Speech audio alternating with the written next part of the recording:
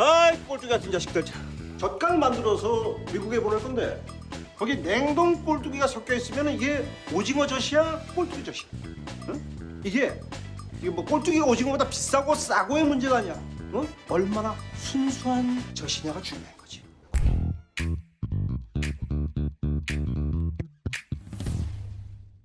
안녕하세요, 장요한입니다. 안녕하세요, 김한웅입니다. 안녕하세요, 강병훈입니다. 저번 편에 이어서 장글의 꼴뚜기 오징어 찾는 장면이 이제 미생이 나왔는데요. 이 장면 살펴보다가 옛날 생각이 많이 나더라고요. 환웅이는 신입사원 때 어떤 게 제일 기억이 많이 나? 우리 A1 입사하고 이제 막 수습 교육 끝났는데 기업체 이제 강의를 나가게 된 거야. 한 600분 정도가 앉아서 계시는데 정말 입술이 팍 떨리는데 그때 이제 팀장님께서 하셨던 말이 너 어차피 전문 자격증 아니냐. 네가 1년 차든 10년 차든 너는 저 사람들한테는 전문가인데 네가 해야 된다. 잠깐 그럼 그 5분은 잘하셨어? 아 기억이 안 나. 그때 우리 뭐야? 그때 우리 팀장님 좋으신 분이었지. 내가 강의할 때 특징은 나는 일 한 명만 봐. 좋지, 그게 좋지. 일부러 시선을 많이 돌리지 않지. 내 떨림을 걸릴 수 있으니까.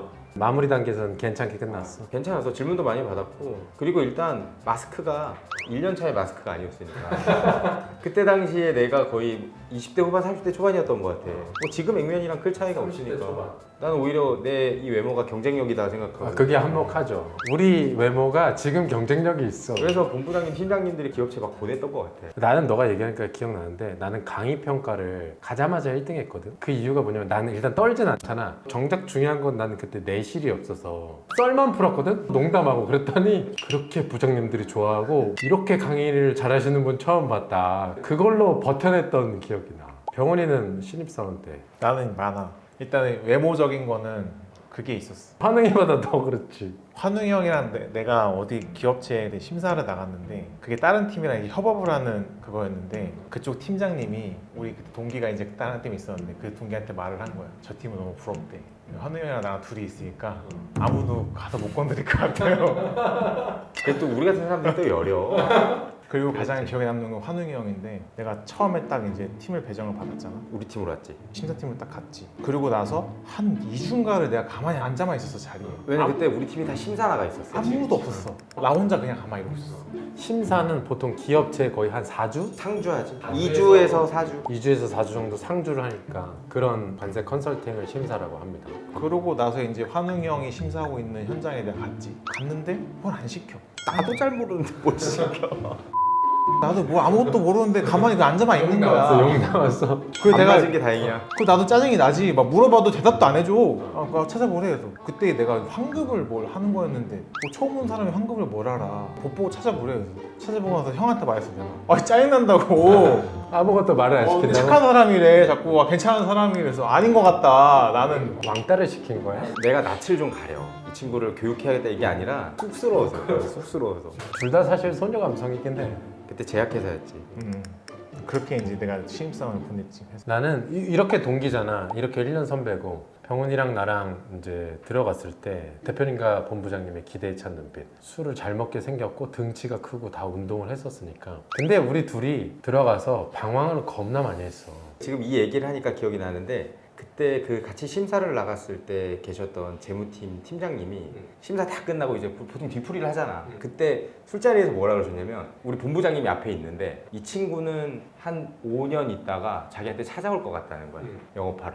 그러니까 그게 보였나 봐. 이 친구는 곧 개업을 뛰쳐나가겠다. 그러면서 그걸 본부장님 앞에서 말씀을 하시는 거야. 아닙니다. 저는 이 회사에 뼈를 묻을 겁니다.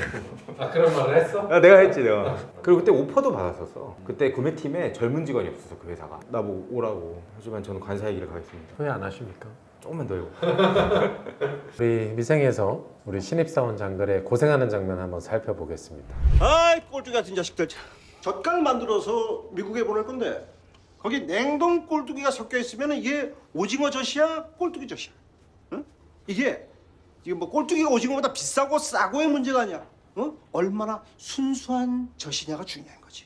근데 지금 여기서 굉장히 중요한 얘기가 나왔는데 나온 거예요. 뭐가 더 비싸고 뭐가 가격 비중을 차지하는지 우린 법적으로 하지만 오 과장님은 본능적으로 아는 거지. 이 순수한 오징어 젓갈을 어떻게 이렇게 어려운 용어로 관세일표 해석에 관한 통칙이라고 관사들이 보는 법률 보면은 이렇게 어려운 용어로 표현해놨는지. 우리 이 HS 코드 외울 때 너무 어려웠잖아. 100% 암기고 이게 뭐냐면은 관세사들은 이 세계에 존재하는 모든 유체물, 그러니까 부동산이 아닌 거, 뭔가 돌아다니는 모든 물품을 숫자로 바꿔서 전환해서 외워야 되잖아요. 그걸 HS 코드라고 하는데, 거기 보면 단순히 숫자만 외우는 게 아니라 어떤 물품을 꼴뚜기로 가냐 오징어 젖으로 가냐를 분류하는 기준이 있잖아요. 앞에 붙는 게 이제 상품학이라고. 근데 거기서 오 과장님이 아주 중요한 말씀을 해주셨는데, 오징어 젖이 HS 코드로 보면 1605-549, 꼴뚜기가 1605-59인데 이 둘이 섞였다. 뭘로 가냐 해서 아까 오 과장님 했던 말이, 이 두 가지가 혼입됐을 때 뭐가 더 비싸냐 또는 많이 들었냐, 그거를 관세법 해석에 관한 통칙에서는 좀 복잡하게 표현해내는데, 이 두 가지 단어, 뭐가 더 비싸, 뭐가 더 많이 들었어, 이걸로 그냥 간단하게 정리했다라고 보고 넘어갈 수 있을 것 같아요. 만약에 환웅아, 꼴뚜기랑 오징어로 한정짓지 않고 우리가 수입되는 물품이 HS 코드가 이렇게 바뀌었어. 그럴 경우에 어떤 리스크가 따라오지? 일단 리스크를 있다고 보려면 우리가 분류했던 HS 코드의 세율이 더 낮을 경우에 리스크가 생기는 거지.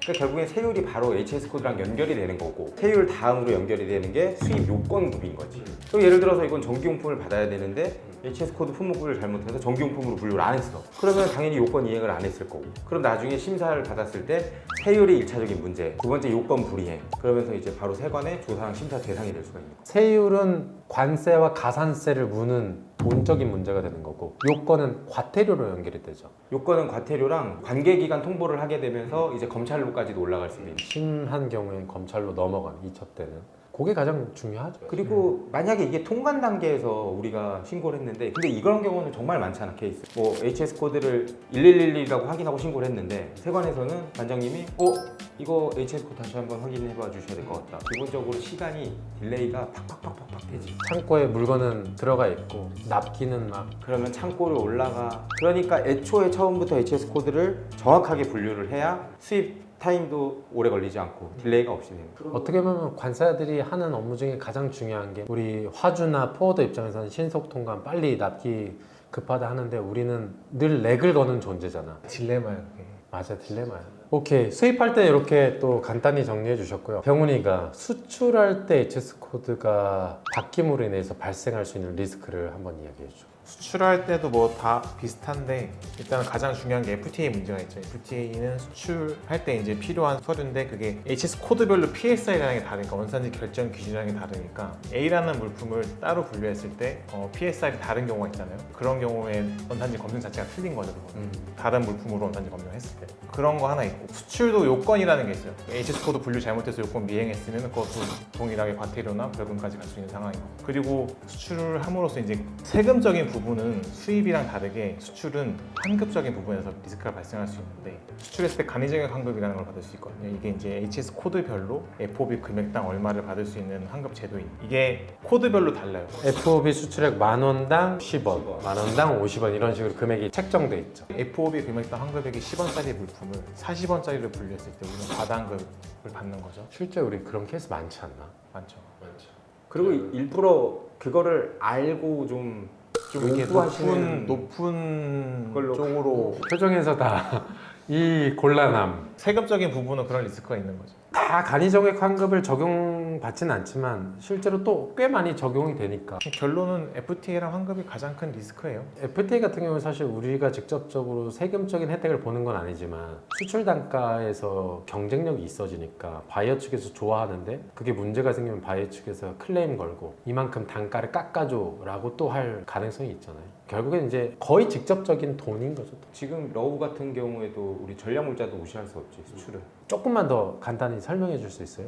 전략물자? 이 전략물자가 쉽게 말해서 이 물품이 전쟁에 이용되지 않는다, 그리고 그러한 품목에 해당하면 우리나라에서 허가나 신고를 하고 나가야 되는 부분인데, 이 부분은 이제 화주들이 1차적으로는 자가 판정을 할 수가 있고, 자가 판정을 했을 때 해당되지 않는다라는 서류를 발급받아서 세관에 내야 되는데, 이러한 전략물자에 해당하는지 안 해당하는지에 대한 분류도 이 HS 코드가 하는 거예요. 결론적으로 코드 하나로 인해서 틀어질 수 있는 것들이 최소한 한 3-4가지씩 정말 직결되는 게 돈, 그 다음 어떤 요건적인 법률, 이런 부분이 있습니다. 참 기업을 운영하기에 이렇게 관리해야 되는 포인트가 정말 많은 것 같아요. HS 코드 하나가 별거 아닌 걸 수도 있지만 굉장히 중요한 것 같습니다. 만약에 우리가 꼴뚜기랑 오징어를 분류하기 어렵다. 그때 어떻게 해야 되죠? 안녕하세요, 김환 강사입니다. 이번 물품은 관세평가물류원에 질의를 해보시는 걸 추천드립니다. 그런 식으로 해서 관세사 또는 화주가 직접적으로 분류할 수 있겠지만 관세청이 유권 해석을 받는 제도, 결정권자한테 확인을 받는다고 보면 됩니다. 관세청이 유권 해석을 받는 품목분류 사전심사. 근데 이것도 무적은 아니잖아요. 바뀌면 또 바뀔 수 있지. 예를 들어서 품목분류 사전심사 받아서 우리가 A 코드로 받았어. 근데 이게 뒤집어서 B 코드로 됐어. 그러면 여기 소급돼? 소급은 안 돼. 소금은 그럴 안 돼. 경우에. 소금은 안 돼. 무적은 아니지만 우리는 면피는 된다. 이게 가장 최근에 어떤 사례가 있었냐면 우리 이자카야 같은 데 가서 보면 녹색깔 이렇게 껍질 까먹는 콩 알아? 뭔지 알아? 그 자스콩. 아. 이게 WCO에서 HS 코드가 변경되면서 우리나라도 그걸 다 수용한 거야. 회율이 확 올라갔어. 그러니까 이걸 수입하던 수입 업체분들은 지금 기상이 걸린 거야. 이게 우리나라에서 분류 기준을 딱 나눴던 게 소금이 들어갔냐 안 들어갔냐에 따라서 세율이 100% 이상의 차이가 나버려지고 소금이 들어가면은 들어가면 낮아져. 안 들어가면 안 들어가면 훨씬 높아지고. 그러면 넣어서 조리해오겠네. 그런데 그렇다고 해서 지금 이 기준이 염도가 몇 프로인지가 안 나와. 안 나와 있지. 그래서 지금 사전 심사를 나는 다 무수히 진행을 하고 있지. 지금 왔다가 슈백한 것들도 많고 당장 통과를 못 하니까. 그래서 우리는 낮은 세율로 받았나요? 아직 안 나왔습니다. 언제 나와? 60일 뒤. 낮은 세율로 받을 수 있나요? 제 생각이 있습니다. 자숙콩을 수입하고 계시는 수입업체 관계자 여러분, 대표님 이 영상을 보시고 마일스톤을 연락 주시고요. 식품 전문 김한우 관사를 찾아주시기 바랍니다. 여기 너무 중요한 게 HS 코드 하나로 인해서 가장 직결되는 게 이제 세금, 관세율에 따라서 관세가 책정이 되고 그대로 원가 코스트에 반영이 되니까 작게는 아이템의 결정 또는 사업 자체의 존폐까지 결정할 수 있을 정도로 매우 중요한 거였습니다. 이렇게 살펴보고 마치겠습니다. 감사합니다.